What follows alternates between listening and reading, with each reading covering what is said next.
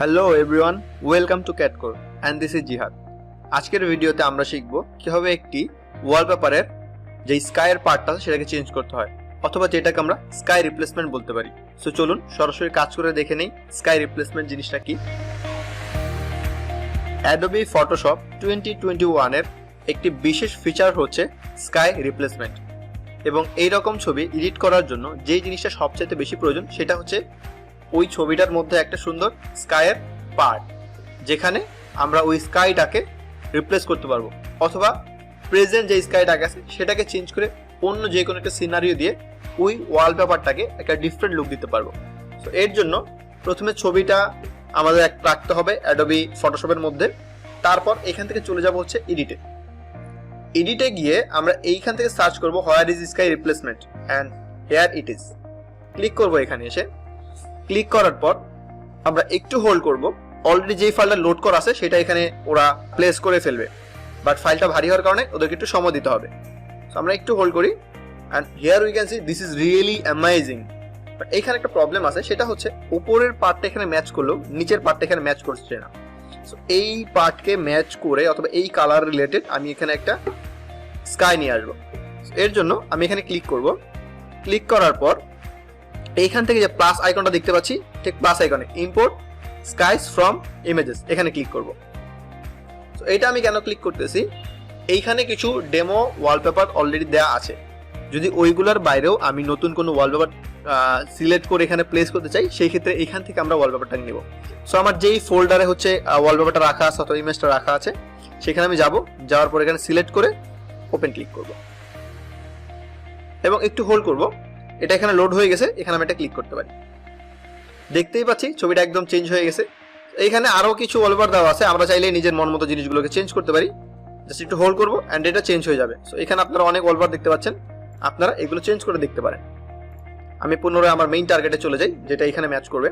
এটা এখানে আসার পর এখানে ক্লিক করব, চলে আসলো। দেন শিফট এজ এখানে আমরা করে দেখি আসলে এখানে কি চেঞ্জ আসে।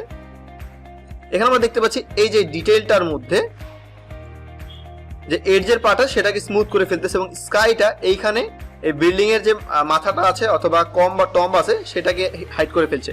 তো আমরা এখানে একটু অ্যাডজাস্টমেন্ট করব। এত বেশি আমাদের লাগবে না, আমাদের হচ্ছে আরেকটু প্রয়োজন, লাইক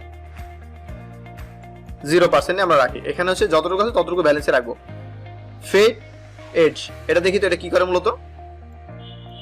এটার কাজ হচ্ছে মূলত কর্নার যে আছে কর্নারগুলোকে স্মুথ করে ফেলা। দেখেন এখানে লক্ষ্য করবেন সবাই, যখন আমি এটাকে এত দূরে 100% করে দিচ্ছি এই এজটা একদম স্মুথ হয়ে গেছে। মানে এটার সাথে এটা মিলে গেছে দুইটা কালারে। এইখানের যে স্কিনের কালার আছে সেই কালারটাকে নিয়েছে এবং এইখানের যে স্কিনের কালার আছে সেই কালারটাকে নিয়েছে, নিয়ে দুইটার মাঝখানে একটা সফটনেস তৈরি করছে। আপনারা যদি বিষয়টাকে একটু হার্ড করতে চান সেক্ষেত্রে একটু কমাইতে পারেন, লাইক আমি এখানে 80 রাখতে পারি। হালকা একটু স্মুথ হয়েছে। আর একটু করতে চাচ্ছি, লাইক 60 ইজ ইনাফ। ফাইন, আমি 60 পর্যন্ত রাখলাম। এখন দেখেন স্মুথনেসটা কতটুকু তৈরি হয়েছে। এরপর হচ্ছে ব্রাইটনেস। এই যে আপনার অবজেক্ট আপনি তৈরি করেছেন সেই অবজেক্টের মধ্যে ব্রাইটনেস নিয়ে কিভাবে কাজ করতে চান আপনি। যেহেতু এটা রাত, তো সেই ক্ষেত্রে আমি খুব বেশি ব্রাইটনেস ইউজ করবো না, বরং আমি একটু ডার্কনেস ইউজ করবো। এখানে -15% রাইট। এখন এটা সুন্দর লাগছে দেখ। অথবা আমরা একটু প্লাস অ্যাড করতে পারি, এখানে পুরোপুরি রাতও না, এখানে কিছু সিনারিও আমি এমন দেখতে পাচ্ছি যেটা হচ্ছে দিনের মতো আসতেছে। একটু অ্যাড করে দিই ব্রাইটনেস, লাইক কাইন্ড অফ এরকম। এখান থেকে 15%। এতটুকু হলো। টেম্পারেচারটা হচ্ছে গরম এবং ঠান্ডা, সেই ভাবটাকে সে ফুটিয়ে তুলবে। ব্লুর মানে হচ্ছে একটু কোল্ড ভাব রয়েছে এখানে, এন্ড এখানে গেলে একটু ওয়ার্ম ভাব রয়েছে। সো আমি একটু কোল্ডের কারণে যাবো, কালারটা বেশি দেখতে ইন্টারেস্টিং মনে হচ্ছে। সো আইল গো আফটার -30। ফাইন, এটা সুন্দর লাগতেছে। স্কেলিংটা খুবই ইম্পর্টেন্ট। এর মানে হচ্ছে আপনি ওয়ালপেপারটা কতটুকু জুম এবং জুম আউট করে রাখতে চান। লাইক এখানে যদি আমি একটু বড় করি ছবিটা বড় হয়ে যাবে, আবার একদম ছোট করে দিলে ছবিটা ছোট হয়ে যাবে। তো আমি এখান থেকে 80% দিতে পারি অথবা 100%। ফাইন, এটাকে এখানে আনার পর আমি চাচ্ছি এটাকে একটু নিচে দিতে। সো আমি এটাকে ড্র্যাগ করে একটু নিচে দিয়ে দিই। আমি চাচ্ছি পাশাপাশি এটাকে নিয়ে কাজ করার পরেও এখানে একটু প্লেসমেন্ট করা। সো আমরা চাইলে ওয়ালপেপারটাকে ড্র্যাগ করে একটু এদিক সেদিক প্লেসমেন্টের কাজও করতে পারবো। আমরা দেখি কোন পার্টটা বেশি মূলত ভালো লাগবে। 100 সাইজটা খুব ছোট হয়ে যায়, আমি 120 দিতে চাচ্ছি। ফাইন, এখন আমি খুবই ফ্লেক্সিবল ওয়েতে জিনিসটাকে ফিট করতে পারবো। এইখান থেকে কোনো একটা বিল্ডিং এর সাথে খুব ভালোভাবে ম্যাচ করবো আমি। রিফ্লেক্ট আমি কোথায় ফেলতে চাচ্ছি আমি চাইলে এখানেও ফেলতে পারি, যেহেতু বিষয় টোটালটা আমার উপরেই। হ্যাঁ, মাঝখানে এসে পড়তেছে, জিনিসটা ভালো লাগতেছে। একটু হোল্ড করে ধীরে ধীরে কাজ করবো। 120 এইখান থেকে লাইট অনেকটা এরকম। ফাইন, আমি মাঝখানে অ্যাড করে ফেললাম বিষয়টাকে। এখানে লাইটিং মোড আছে দুইটা, একটা মাল্টিপ্লাই, একটা স্ক্রিন। দুইটা আমরা অ্যাপ্লাই করে দেবো, এক এক ইমেজের ক্ষেত্রে এক একভাবে কাজ করে। বাট ওভারঅল মাল্টিপ্লাইটা হচ্ছে তুলনামূলক বেশ ভালো। এটা রিয়েলিস্টিক যে লাইটিং ইফেক্টটা থাকে সেটাই রাখে। লাইটিং অ্যাডজাস্টমেন্ট, কালার নিয়ে যদি আপনি অ্যাডজাস্টমেন্ট করতে চান সেক্ষেত্রে লাইটিং অ্যাডজাস্টমেন্টে চলে যাবেন এবং এখানে দেখবেন কতটুকু লাইটিং অ্যাডজাস্টমেন্ট দরকার আছে। মানে এইখানে যে রিফ্লেকশনটা আছে সেটা এখানে কিরকম পড়বে, দিনের আলো হলে দিনের আলোর মতো দিবেন, রাতের আলো হলে রাতের মতো দিবেন। তো যেহেতু রাতের আলো আমি এখানে ফুটে তুলতে চাচ্ছি অনেকটাই, সেক্ষেত্রে এটাকে একটু ডার্ক করে দিলাম। এই যে একটু ডার্ক করে দিলাম, লাইক 80% হচ্ছে dark enough. And colour adjustment চলে গেলাম। এটা খুবই ইম্পর্টেন্ট, এইখানের ওপরের যেই কালারটা আছে সেটা হচ্ছে এখানে রিফ্লেক্ট করবে, সেই বিষয়টা আমাদের বুঝতে হবে। এখানে একটু কমায় দেখি আলোর পাওয়ারটা, এখানে দেখেন কালারটা এখন চেঞ্জ হয়ে আছে। কালার অ্যাডজাস্টমেন্ট ফুল করে দেন, এখানে যে ব্লু কালারটা সেটা এখানে চলে আসে, দ্যাট মিনস। এবং এখন যেই লাইটিংটা আমার পড়ছে সেই লাইটিংটা হচ্ছে অন্ধকার, রাতের লাইটিং পড়ছে এরকম মনে হচ্ছে।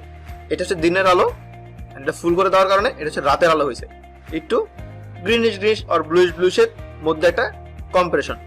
এখন আপনি ছেলে লাইটটাকে একটু কমায় বাড়াও অ্যাড করতে পারেন 85।